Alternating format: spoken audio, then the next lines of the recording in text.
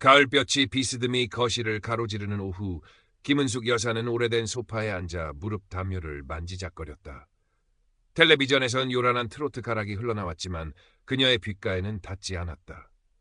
3년 전 남편을 떠나보낸 뒤 서울 변두리의 낡은 연립주택은 그녀에게 너무 넓고 적막했다. 하나뿐인 딸 수지는 제 가정을 꾸리고 일하느라 바빴고 일주일에 한 번 걸려오는 전화는 안부 확인에 그치기 일쑤였다. 엄마, 별일 없지? 밥은 잘 챙겨 먹고? 그럼 걱정 마라. 너나 잘 챙겨 먹어라. 늘 같은 대화. 더 길게 붙잡고 싶어도 바쁜 딸의 시간을 뺏는 것 같아 은숙은 서둘러 전화를 끊곤 했다. 노인정에 나가봐도 잠시 떠들썩할 뿐 집으로 돌아오는 길은 늘 허전했다. 무릎 관절염 때문에 오래 걷지도 못하니 세상은 자꾸만 좁아지는 듯했다. 얼마 전 수진이 쥐어준 최신 스마트폰은 은숙에게 또 다른 벽이었다. 돋보기를 쓰고 한참을 들여다봐야 겨우 글자를 읽을 수 있었고 자판을 누르는 손가락은 자꾸 헛짚었다. 그래도 외로움을 달래볼까 싶어 서툰 솜씨로 유튜브에서 옛날 노래를 찾아 듣거나 수진이 보내주는 손주 사진을 보는 것이 유일한 낙이었다. 그날도 은숙은 의미 없이 스마트폰 화면을 넘겨보고 있었다. 그때 빙동 하는 소리와 함께 낯선 메시지 하나가 도착했다. 김 부장님, 보내주신 자료 잘 받았습니다. 검토 후 연락드리겠습니다. 누구일까? 김 부장이라니 번호를 잘못 누른 모양이었다. 은숙은 돋보기를 고쳐 쓰고 답장을 입력하기 시작했다. 손가락이 미끄러져 몇 번이나 지우고 다시 썼다. 저는 김 부장이 아닙니다. 번호가 잘못된 것 같네요. 답장을 보내고 스마트폰을 내려놓으려는데 금세 또 메시지가 왔다. 아, 죄송합니다. 제가 큰 실수를 했네요. 혹시 실례가 안 된다면 성함이라도 여쭤봐도 될까요? 잘못 보낸 메시지지만 이것도 인연인데 싶어서요. 은숙은 잠시 망설였다. 낯선 사람과 대화를 튼다는 것이 영 내키지 않았지만 인연이라는 말이 왠지 모르게 마음을 흔들었다.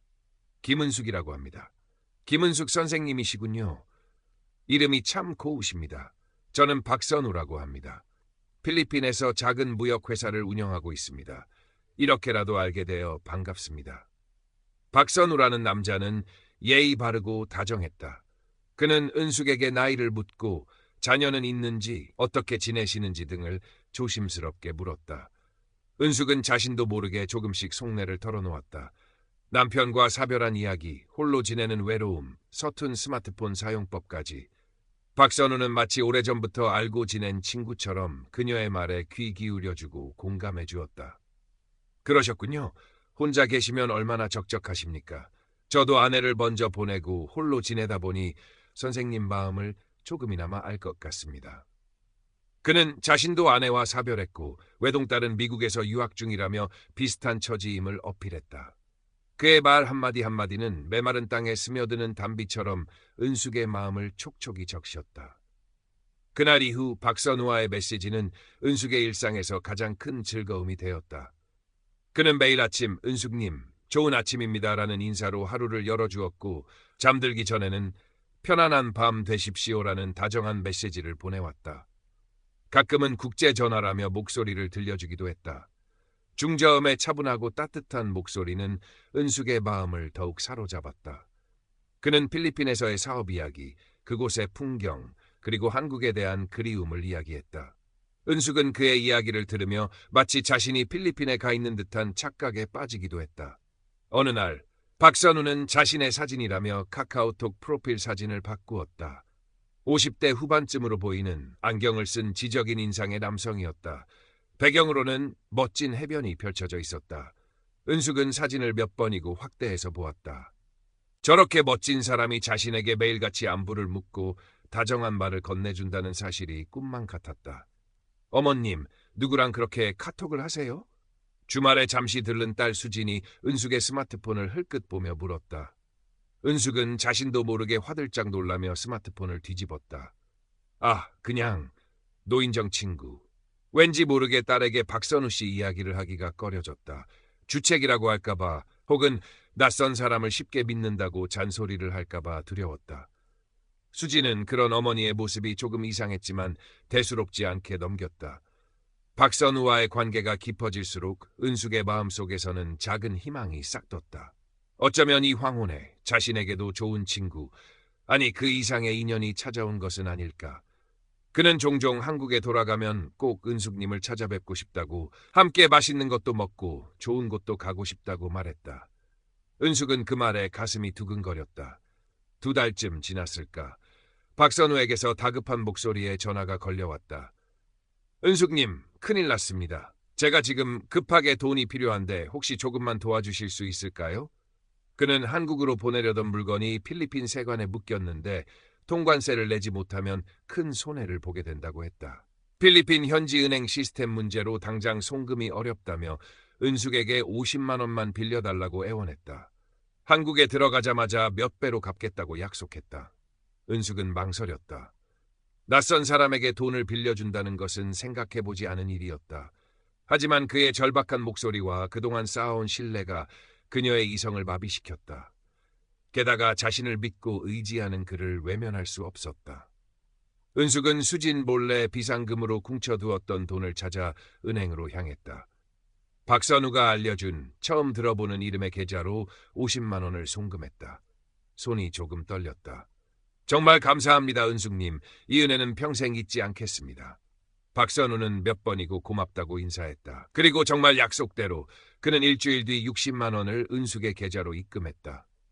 박선우라는 이름으로 찍힌 입금 내역을 보자 은숙은 안도의 한숨을 내쉬었다. 그에 대한 믿음은 더욱 굳건해졌다. 역시 그는 믿을 만한 사람이었다.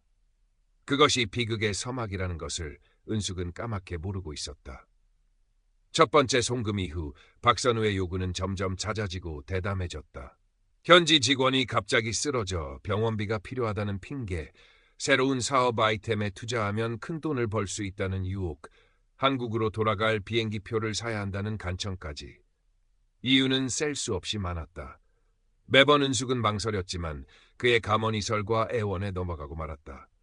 그는 은숙을 내 인생의 유일한 희망, 나의 천사라고 부르며 그녀의 마음을 흔들었다. 은숙님만이 저를 믿어주시는 유일한 분입니다. 이 어려움만 넘기면 제가 한국으로 가서 은숙님 호강시켜 드릴게요. 우리 함께 멋진 노후를 보냅시다. 은숙은 그의 말을 철석같이 믿었다. 그와의 행복한 미래를 상상하며 남편이 남겨준 얼마 안 되는 유산과 적금 통장에 손을 대기 시작했다. 송금액은 50만 원에서 100만 원, 300만 원, 그리고 1000만 원까지 늘어났다. 그는 항상 다른 사람의 계좌번호를 알려주며 사업상 복잡한 문제가 있어 그러니 이해해달라고 둘러댔다. 은숙은 의심하지 않았다. 노인정 친구 최경자 여사가 어느 날 보이스피싱 당할 뻔한 이야기를 꺼냈을 때 은숙은 가슴이 철렁했다. 글쎄, 검찰청이라면서 전화가 와서는 내 통장이 범죄에 연루됐다는 거야. 돈을 안전한 곳으로 옮겨야 한다나? 하마터면 속을 뻔했지 뭐야. 우리 딸한테 전화 안 해봤으면 큰일 날 뻔했어. 은숙은 애써 태연한 척 웃으며 말했다. 어머, 큰일 날 뻔했네. 요즘 세상이 흉흉하다더니 조심해야지. 속으로는 박선우 씨는 그런 사기꾼들과는 달라. 그는 나를 진심으로 생각해주고 우리는 특별한 관계야 라고 되뇌었다. 하지만 마음 한구석에서는 작은 불안감이 싹트기 시작했다. 왜 그는 한 번도 영상통화를 하자는 말에 응하지 않았을까? 왜 항상 다른 사람의 계좌로 돈을 보내라고 할까? 그 무렵 딸 수진이 어머니의 이상한 낌새를 눈치채기 시작했다. 예전보다 부쩍 스마트폰을 끼고 살았고 전화가 오면 방으로 들어가 조용히 받았다. 가끔 돈 이야기가 나올 때면 예민하게 반응하기도 했다. 어느 날 수진은 우연히 어머니의 방 서랍에서 은행 거래 내역서를 발견했다. 낯선 이름으로 몇백만 원씩 심지어 1000만 원이 넘는 돈이 여러 차례 송금된 기록이었다. 엄마, 이게 다 뭐야? 이 돈들 다 어디로 보낸 거야? 박선우가 누구야? 수진의 추궁에 은숙은 당황하며 말을 더듬었다. 아, 그게 아는 사람이 좀 어려워서 빌려준 거야. 금방 갚는다고 했어. 엄마, 누군데 이렇게 큰 돈을 빌려줘? 혹시 이상한 사람 아니야? 요즘 노인들한테 사기치는 놈들 많다던데. 아니야.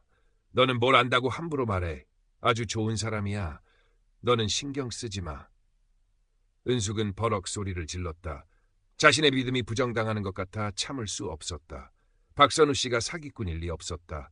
그는 자신에게 유일한 위안이자 희망이었다. 수지는 그런 어머니의 완강한 모습에 더는 말을 잇지 못했지만 불안감을 떨칠 수 없었다. 그녀는 어머니 몰래 박선우라는 이름과 송금된 계좌번호들을 적어두었다. 모녀 간의 갈등은 깊어졌다. 은숙은 딸이 자신을 믿어주지 않는다는 생각에 서운했고 수지는 어머니가 사기를 당하고 있을지도 모른다는 불안감에 잠을 설쳤다. 박선우는 이런 상황을 교묘하게 이용했다. 은숙님, 따님께서 저를 오해하시는군요. 마음이 아픕니다. 하지만 괜찮습니다. 제가 한국으로 돌아가서 직접 뵙고 오해를 풀면 됩니다. 조금만 더 저를 믿고 기다려 주십시오. 우리 사이는 아무도 방해할 수 없습니다. 그는 은숙을 더욱 고립시켰다. 딸에게는 절대 자신과의 관계나 돈 문제에 대해 이야기하지 말라고 신신당부했다. 우리 둘만의 비밀이라는 말은 은숙에게 묘한 유대감과 책임감을 안겨주었다. 그러던 어느 날 박선우에게서 결정적인 연락이 왔다. 그의 목소리는 어느 때보다 절박하고 다급했다. 은숙님, 드디어 한국으로 돌아갈 수 있게 되었습니다. 그런데 마지막 문제가 생겼습니다. 필리핀에서 사업을 정리하고 나오려는데 현지 파트너의 배신으로 거액의 벌금을 물게 되었습니다. 이 돈만 해결하면, 정말 이 돈만 해결하면 당장 내일이라도 한국행 비행기에 오를 수 있습니다. 제발 마지막으로 한 번만 더 도와주십시오. 제가 가진 모든 것을 걸고 약속합니다. 한국에 도착하는 즉시 모든 돈을 갚고 은숙님 발 아래라도 엎드려 감사 인사를 드리겠습니다. 그가 요구한 금액은 5천만 원이었다. 은숙에게는 더 이상 내줄 돈이 없었다. 적금은 바닥났고 남편이 남긴 유산도 이미 그의 손에 넘어간 뒤였다. 남은 것은 지금 살고 있는 이 낡은 연립주택뿐이었다. 박 대표님, 저는 이제 정말 돈이 없습니다. 드릴 돈이... 은숙의 목소리가 떨렸다. 그러자 박선우는 흐느끼기 시작했다. 은숙님, 저를 버리시는 겁니까? 여기서 저를 주저앉게 만드실 겁니까?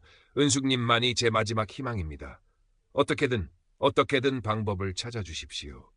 집을 담보로라도, 제발. 집을 담보로 잡으라는 말에 은숙은 정신이 아찔했다. 이곳은 남편과의 추억이 깃든 유일한 보금자리였다. 하지만 그의 절규와 함께 그려지는 한국에서 그와 함께할 행복한 미래에 대한 환상이 그녀의 이성을 흐렸다. 이것만 해결되면 정말 마지막이야. 그러면 그가 내 곁으로 올 거야. 은숙은 홀린 듯 은행으로 가 주택담보대출 상담을 받았다. 며칠 후 그녀의 손에는 5천만 원이라는 거금이 들려 있었다.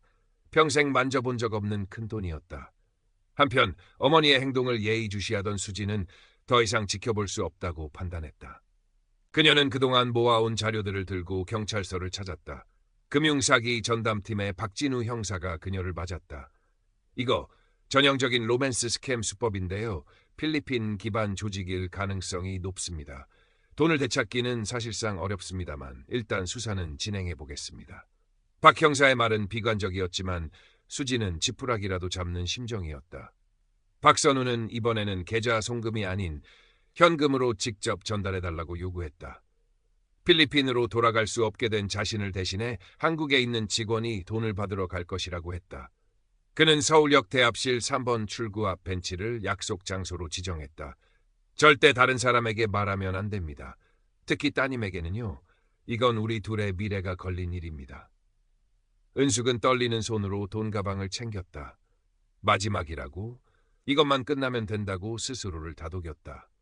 약속 시간 은숙이 돈 가방을 들고 서울역 대합실로 들어섰을 때 수진과 박 형사가 그녀를 막아섰다. 엄마, 지금 뭐 하시는 거예요? 제발 정신 좀 차리세요. 비켜라. 네가 뭘 안다고 그래. 선우 씨 만나러 가야 해.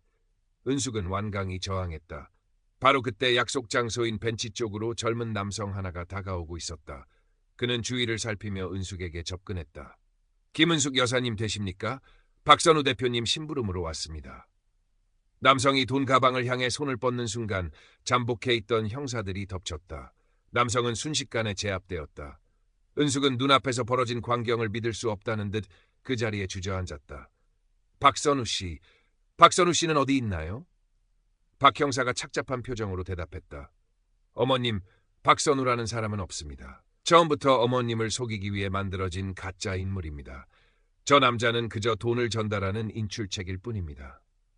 모든 것이 거짓이었다. 7년 동안 쌓아온 신뢰와 사랑, 함께 꿈꿨던 미래, 그 모든 것이 한낱 신기루에 불과했다는 사실이 해일처럼 은숙을 덮쳤다. 그녀는 숨을 쉴 수 없었다. 눈앞이 캄캄해지며 은숙은 그대로 정신을 잃었다. 경찰서에서 인출책은 자신은 SNS 광고를 보고 고액 알바인 줄 알고 지원했을 뿐 총책인 박선우에 대해서는 아는 것이 없다고 진술했다. 그가 사용한 전화번호와 계좌는 모두 대포폰과 대포통장이었고 추적은 사실상 불가능했다. 박선우, 아니 이태민이라는 이름조차 가짜일 가능성이 높았다. 은숙은 며칠 동안 식음을 전폐하고 방 안에 틀어박혀 울기만 했다.